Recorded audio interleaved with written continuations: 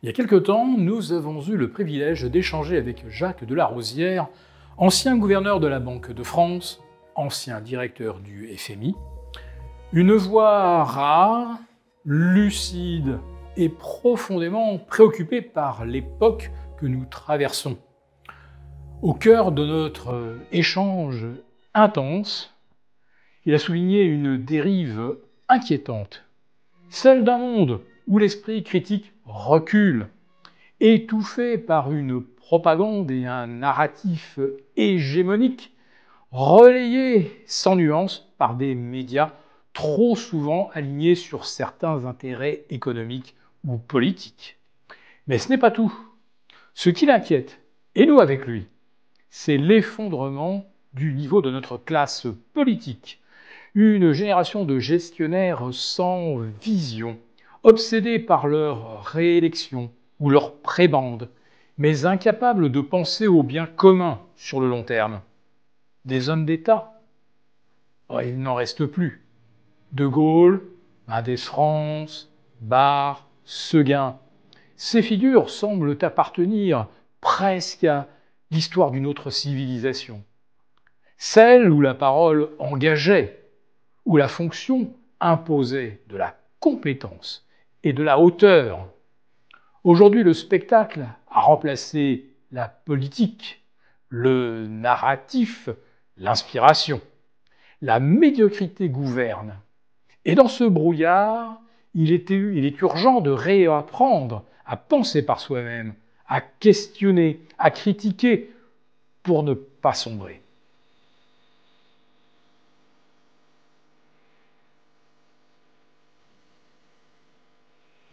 Mais il faut savoir critiquer, parce que si personne ne critique, si tout le monde est victime de la propagande, ben, il n'y a plus de démocratie, c'est fini. Il y a une vérité. La fameuse pensée unique. La pensée unique, et puis voilà, et si vous contredisez, vous êtes un mauvais citoyen. Excommunié, vous perdez vos subsides si vous êtes un chercheur universitaire. Alors, moi, c'est ce qui m'inquiète le plus. Bon, ce qui m'inquiète, c'est le déclin de l'économie française, le fait que nous ayons perdu une bonne part de notre industrie, qu'on est délocalisé, qu'on ait un chômage toujours structurel, supérieur à ceux de nos voisins, tout ça me déprime. Mais ce qui peut-être m'inquiète le plus en tant que citoyen, c'est que la propagande et la doctrine ont pris le pas sur l'information et la recherche. Et ça, c'est très grave, parce que c'est une régression intellectuelle qu'on n'avait pas connue depuis le XVIe siècle. Le XVIe siècle est un siècle intéressant, parce que c'est le siècle où la science a commencé à se manifester, et que l'Église était la puissance dominante. Et quand un homme comme Galilée, qui avait passé sa vie à étudier la position respective des astres, avait conclu que la Terre tournait autour du Soleil, et pas l'inverse, on lui a dit, mais c'est inadmissible, parce que la Genèse dit que c'est la Terre qui a été créée en premier et qu'elle était le centre du système. Alors il dit, oui, mais elle tourne quand même, la Terre. Et alors on lui a demandé d'abjurer. Ce qu'il a fait, c'est pas à son crédit, mais bon, il voulait avoir la paix. Et en signant, il était avec un copain, lui, qui avait participé à ses recherches, et il lui a dit, et pour, et dire, et pourtant, elle tourne, la Terre. Et ce qui montrait que il accueillait son abjuration avec un peu d'humour. Mais je trouve que nous sommes revenus au XVIe siècle et nous oublions les acquis du XVIIIe, le siècle des Lumières, les acquis phénoménaux en matière scientifique du XIXe et du XXe. Et nous sommes en train de verser dans la propagande. Et la propagande, ça consiste toujours à vous dire des mensonges. Et on vous dit des mensonges parce que on croit qu'on va être élu avec les mensonges. Et les mensonges, on peut d'ailleurs en donner un peu avec de la création monétaire et de l'emprunt. Et donc, on est en train de vicier les conditions intellectuelles de notre pays, on est en train de vicier les conditions sociales de notre pays, et on est en train de détériorer, je l'espère provisoirement, l'appareil industriel français, qui est en train de se réduire. Et moi, je préférerais un pays où on délocaliserait moins, un pays où on ferait plus de recherche, un pays où les jeunes auraient un avenir, et pas que des craintes, et un pays qui garderait une certaine crédibilité internationale. Comment voulez-vous être un leader international si vous avez une économie qui est mal gérée et qui est une insulte à l'avenir? Ce n'est pas possible. Vous n'êtes crédible dans ce monde que si vous avez au minimum une économie fonctionnelle. Et donc, je pense que la crise est très profonde, qu'il faut réagir. Et je voulais revenir sur la question de la propagande que vous abordiez tout à l'heure. Est-ce que cette propagande qui est de plus en plus importante, elle est due au fait que l'État prenne de plus en plus d'ampleur Oui, c'est en partie à cause de ça. C'est aussi ce que vous avez dit. C'est la propagande, ça consiste à vous faire croire que la réalité n'est pas celle que vous voyez. Je me souviens, je vais vous donner un souvenir d'enfant. Je suis un homme âgé, j'ai 94 ans. Donc, j'avais 10 ans au moment de la déclaration de guerre en 1939. Et à 10 ans, on se souvient. Et vous savez que les Allemands, quand ils ont déclenché leur opération militaire, ont envahi la France en quelques semaines. Ça a été une reculade phénoménale. Et je me souviens encore, très précisément, j'avais 10 ans, j'étais dans une famille avec un frère, 2 sœurs, mes parents, bon, et j'entendais à la radio que on avait décroché d'une manière remarquable, je sais pas, Abbeville, que ce n'était que les succès de l'armée française. Or, nous étions en train de supporter une défaite phénoménale, où les Allemands avançaient, mais à 100 à l'heure, à travers la France. Et je voyais bien, parce que les familles se prémunissaient contre cette invasion allemande en essayant de fuir dans les routes. Il y avait toutes ce qu'on appelait cette espèce de reculade générale, si vous voulez, qui a caractérisé le pays. Et je voyais bien que ce n'était pas la vérité. Mais la voix de ceux qui parlaient à la radio était une voix d'exaltation victorieuse.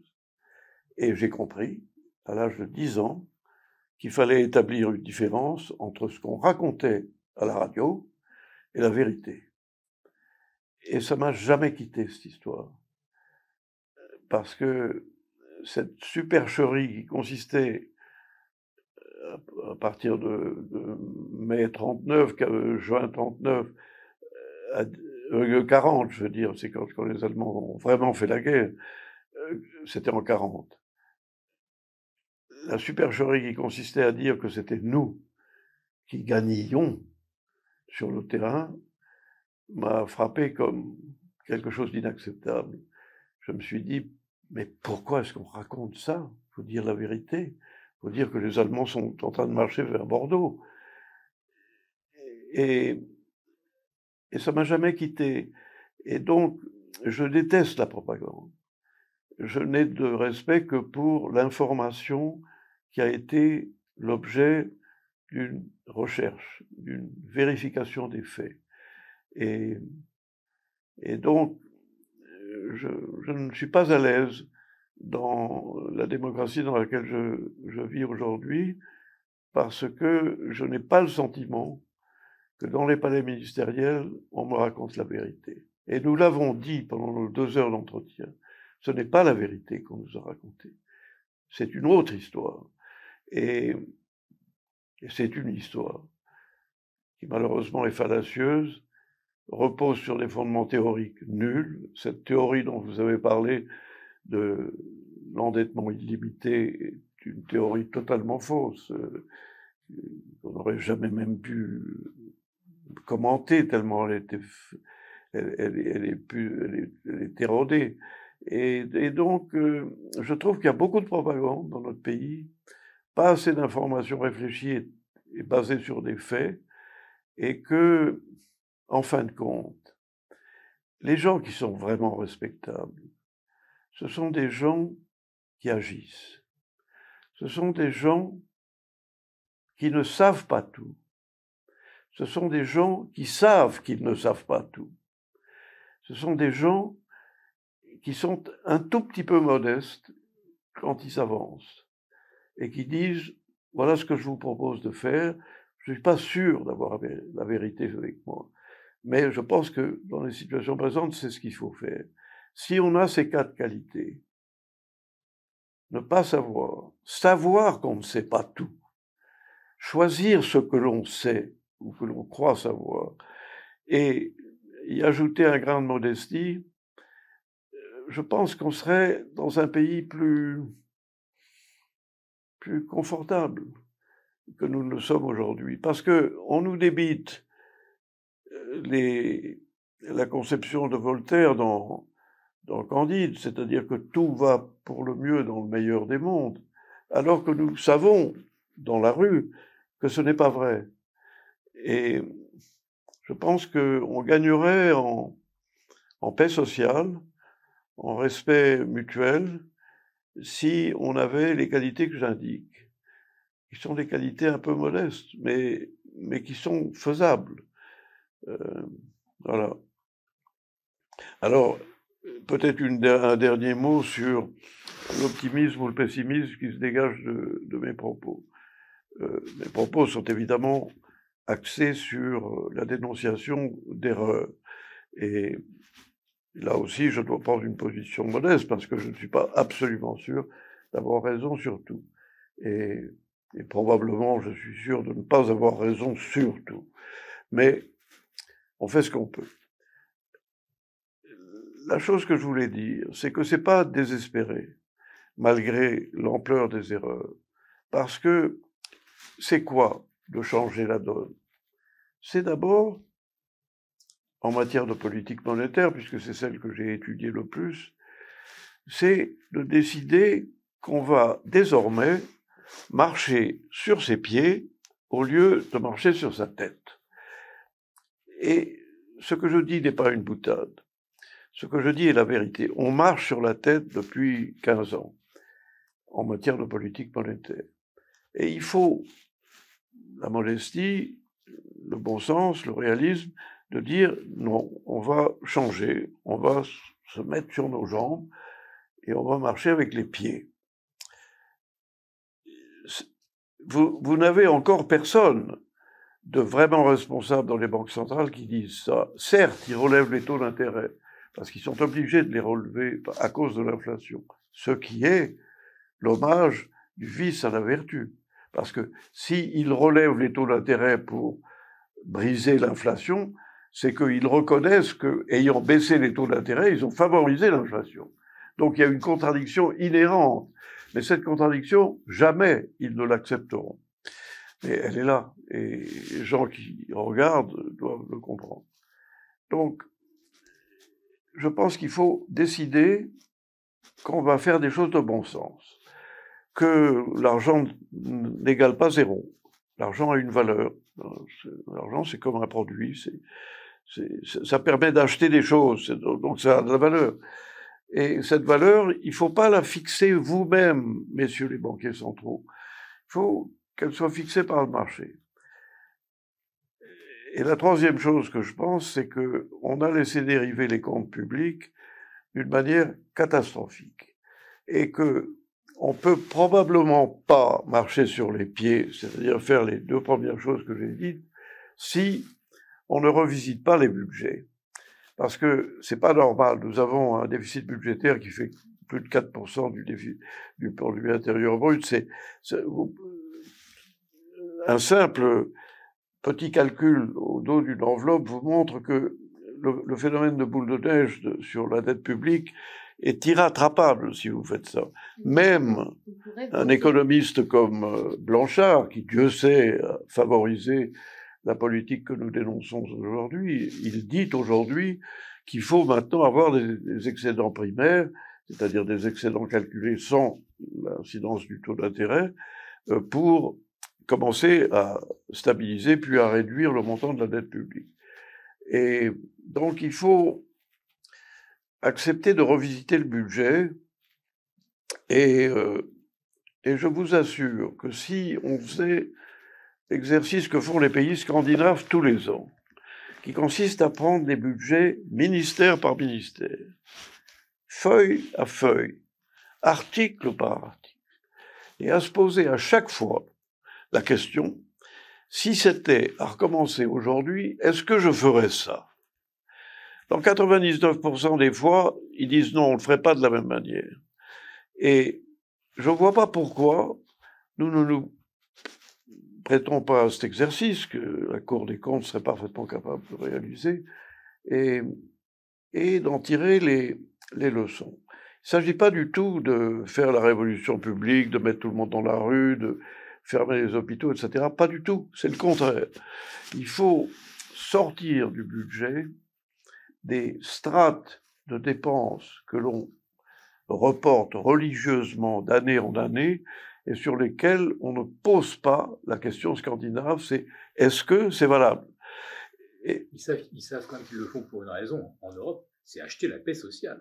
Ben oui, exactement. Et je dis que loin d'être un élément de révolution sociale, c'est un élément de paix sociale. Seulement, ça ennuie les quelques personnes qui bénéficient des crédits d'impôt que j'ai dans le collimateur. Et oui, parce que vous supprimez une imposition sur un investissement que vous faites, soi-disant, pour le bien commun dans les Nouvelles-Hébrides. Quel est l'intérêt? L'intérêt, c'est pour le type qui le fait, cet investissement. Et moi, qu'il aille dans la rue, celui-là. Ils ne seront pas nombreux. Je pense qu'il y a dans cette religion du service voté, les deux mots vont ensemble, et qui veut dire que ce qui a été voté par le Parlement l'année précédente mérite d'être reconduit l'année suivante. Il y a dans cette religion du service voté une hypocrisie fondamentale. C'est que on ne veut pas faire l'exercice scandinave, qui est un exercice démocratique. C'est un exercice que vous faites, vous et moi, quand on regarde nos budgets. On dit, ce truc-là, je continue à le faire, est-ce que cette cotisation, Bon, enfin, on fait ça tous. Et nous, l'État ne le fait pas. Alors, moi, je pense que c'est moins grave qu'on ne le croit. Quand je parle à Bercy, c'est toujours, oui, mais tout le monde doit être dans la rue. C'est pas vrai. Il faut démystifier ces choses-là. Il faut agir comme un bon père de famille. Après tout, 65 millions de Français font ça. Après tout, je vois pas pourquoi l'État le ferait pas. Et donc, c'est faisable. Ça demande simplement d'accepter qu'on va faire des choses raisonnables. Et pas toujours de jeter des promesses aux gens par démagogie en vue d'être réélu dans 5 ans. C'est une conception qui n'est pas à 5 ans, une conception qui est sur une génération. Et je pense que nous sommes coupables, parce que nous sommes en train de pourrir le futur de nos petits-enfants, qui vont se trouver face à une dette énorme qui aura servi à financer nos dépenses courantes, ce qui est quand même un scandale. C'est comme si vous alliez chez votre banquier en fin de mois en disant « j'ai été trop au cinéma ce mois-ci, je vous demande un prêt, mais je ne vous garantis pas du tout que je sois capable de le repayer ».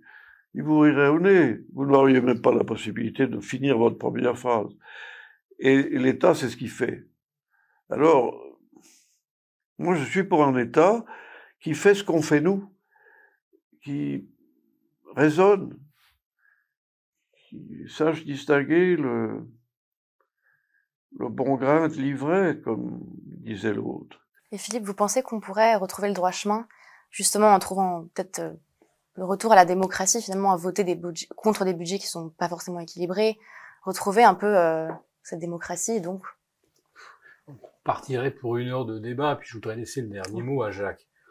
Moi, ce que j'observe, c'est que, enfin, c'est quand même pas un hasard si dans l'espace de 18 mois, le gouvernement a dégainé 18 49.3 pour faire passer des lois qui, le plus souvent d'ailleurs, dans 90 ou 95% des cas, sont aujourd'hui édictées directement depuis Bruxelles, qui est une machine à émettre des normes, des réglementations, du contrôle, alors que eux-mêmes ne relèvent d'aucun contrôle démocratique. Qui contrôle aujourd'hui un commissaire européen nommé pour des raisons politiques, d'équilibre entre la France, l'Allemagne, des commissaires qui souvent sont également poussés par des grands intérêts privés, de très grands intérêts privés, pas forcément européens. On l'a découvert, enfin, ça se constate. À Bruxelles, tout le monde sait qu'il y a 10 lobbyistes pour 1 député. Au départ, dans les années 95-2000, c'était 3 lobbyistes par député. Aujourd'hui, c'est 10, voire peut-être plus. Et des lobbyistes qui, dans 90% des cas, sont anglo-saxons, ou britanniques, ou américains. Et ces gens-là vont même voir des députés et leur déposent un projet de loi qui est entièrement rédigé par des avocats très brillants, sur le conseil de cabinet de conseil qu'on connaît bien, de stature internationale, les fameux Big Five. En France, le plus connu maintenant, c'est McKinsey, parce que bon, gestion de la crise Covid oblige. Mais les députés européens, dans leur majorité, sont pas très compétents pour voter en conscience ou en compétence sur les questions qu'on leur propose, et le plus souvent, on leur amène déjà un texte qu'ils vont défendre contre je ne sais pas quel avantage pour lui-même ou pour des personnes de la famille qui seront embauchées à un bon poste dans une multinationale. Et les députés, je dirais qu'ils sont très influençables, parce que je ne veux pas lâcher le mot corruption. Mais aujourd'hui, quand vous voyez pour les intérêts de qui travaillent des grands commissaires européens, c'est certainement pas pour la population européenne, et c'est certainement pas sous le contrôle de la population européenne. Donc tout ce que dit Jacques, ça suppose aussi que le peuple reprenne le contrôle. Oui, mais pour ça, il faut que les médias fonctionnent. En France, très mauvaise habitude, nous avons une très mauvaise habitude, c'est que nous ne forçons pas les hommes politiques qui se présentent à l'élection à aller jusqu'au bout de la logique qui est la leur. Et ce qui me frappe, c'est que dans les pays scandinaves, par exemple, je reviens là-dessus, dans une période préélectorale, on ne laisse pas un ministre des Finances, par exemple, qui se représente à l'élection, ne le laisse pas esquiver une question. On lui dit non, je m'excuse, vous avez répondu autour de la question, vous n'avez pas répondu sur la question. Alors il fait une deuxième tentative pour essayer de s'en tirer avec de la littérature, et le type lui dit non, ça marche pas ça. On veut savoir ce que vous allez faire avec telle mesure. Ça, c'est le débat démocratique, parce que vous pouvez pas jeter des promesses aux gens dans ce système-là. Et donc la démagogie est plus difficile. Et je pense que si nos médias étaient plus exigeants avec le personnel politique, moins copains, comme en fait ils le sont, on aurait un débat qui serait plus démocratique. Et donc ça passe en partie par l'indépendance des médias. Et ce que j'aime dans vos plateformes, c'est que vous êtes très indépendants. Vous l'avez montré par ce que vous avez dit tous les deux. Et je me sens à l'aise, parce que je sens que vous n'êtes pas des zélateurs de la propagande. Et ce qui me gêne dans ce pays, c'est que la propagande domine la scène. Moi, j'ai encore un peu de liberté, je peux parler chez vous, je peux écrire des livres. Les livres, c'est encore possible. Les articles, c'est plus difficile. Et c'est grave que ce soit plus difficile, parce qu'après tout, la vision que j'ai, même si elle n'est pas politiquement correcte, est néanmoins, je dirais, regardable. Alors, je pense que l'avenir n'est pas nécessairement obéré par tout ça, on peut s'en sortir. Seulement, il faut une combinaison de qualités que nous n'avons pas. C'est le bon sens, le retour à ce que j'appelais marcher avec ses pieds, une certaine humilité et une attitude plus conforme à celle du citoyen de base, sur des sujets très grands. Et je pense que la population serait intéressée par ça. On n'a pas cette combinaison. On a des gens souvent arrogants, très souvent incompétents, et toujours démagogues. Vous êtes en train de faire que faire? Vous êtes presque en train de faire le portrait des populations nordiques, Norvège, Suède, Finlande, où les gens sont extrêmement respectueux et l'humilité est une valeur, Oui. pas aussi artificielle qu'en Chine ou au Japon. C'est une vraie humilité, c'est-à-dire qu'effectivement, il y a le sentiment que personne ne détient la vérité et qu'il faut respecter, il faut respecter l'opinion de l'autre. Il faut aussi que cette pluralité puisse s'exprimer. Et il y a des médias libres en Suède, en Finlande, ce que nous n'avons effectivement plus en France. En tout cas, vous serez toujours la bienvenue pour vous exprimer sur nos plateformes. Vous savez, les situations ne sont jamais totalement irrémédiablement perdues. Ça, c'est une erreur intellectuelle. Il faut se dire que beaucoup de choses sont réformables. Peut-être pas tout, mais beaucoup. Mais il faut avoir le sens du bien collectif, si vous voulez, pour se lancer dans cette histoire. Parce que, effectivement, c'est pas très populaire au début, au point de vue électoral. Mais il faut arrêter de considérer que l'ambition politique, c'est d'être élu dans 5 ans. Il faut arrêter ça. Il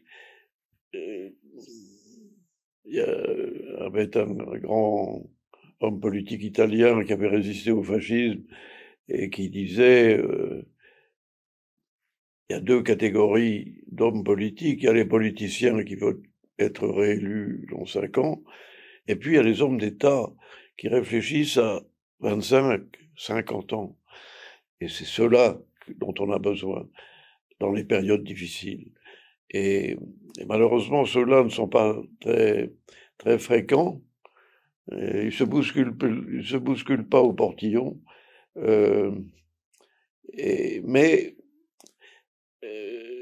Montesquieu l'avait bien décrit, qui était un homme d'une lucidité extraordinaire. Il disait que la démocratie ne garantissait pas qu'on ne soit pas démagogue. On pouvait avoir un système démocratique où les gens votaient pour des représentants, etc., et avoir de la démagogie. Et c'est une phrase à méditer, parce que la démagogie, c'est un grand danger, parce que on s'imagine qu'on va gagner les élections parce qu'on aura fait des promesses, on s'imagine que les promesses, on peut les tenir en s'endettant, et on aggrave la situation. Donc, faut faire très attention aux gens qui vous disent tout va très bien.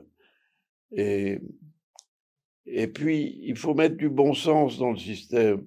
Ce que j'admirais avec le général de Gaulle, qui a laissé le budget français en excédent, parce qu'il disait c'est bon de rembourser la dette, donc il faut un excédent pour rembourser la dette.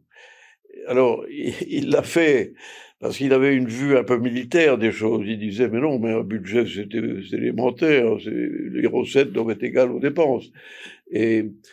Mais il a eu beaucoup de courage en faisant ça, parce que quand vous relisez l'histoire, son plan de 1958 n'a pas été facile à établir. Il a été un succès technique incontesté, mais ça n'a pas été facile, parce que c'était un budget d'austérité au début, et il a réduit un certain nombre d'avantages qu'il considérait n'étaient pas légitimes, et il a équilibré le budget. Seulement, c'était un homme d'État. Alors vous me direz, oui, mais c'était l'homme du 18 juin, oui. Mais en fait, c'est pas l'homme du 18 juin qui a fait la réforme de 58. C'est un vrai chef d'État. Et alors, on n'en a pas. Peut-être que ça viendra. Il faut garder espoir. Alors, est-ce qu'il faut que le déclin progresse encore pour qu'on touche le fond de la piscine et qu'on remonte après? Il y a une théorie qui dit qu'effectivement, c'est lorsque le pays est quasiment à genoux, ou c'est plus qu'un tas de gravats, que là, quelqu'un se lève et qu'on va écouter parce qu'il y a des choses difficiles à annoncer, et non pas des choses faciles ou démagogiques. Nous avons conçu à votre attention un rapport spécial que vous obtiendrez gratuitement en cliquant dans le lien en description de cette vidéo. Un rapport spécial qui analyse toutes les conséquences économiques, financières et patrimoniales. Et bien sûr, ce rapport vous offre également des mesures, des initiatives à mettre en place très rapidement pour protéger votre épargne, celle de vos proches. Tout ça donc dans un rapport gratuit que vous obtenez en cliquant en bas de cette vidéo.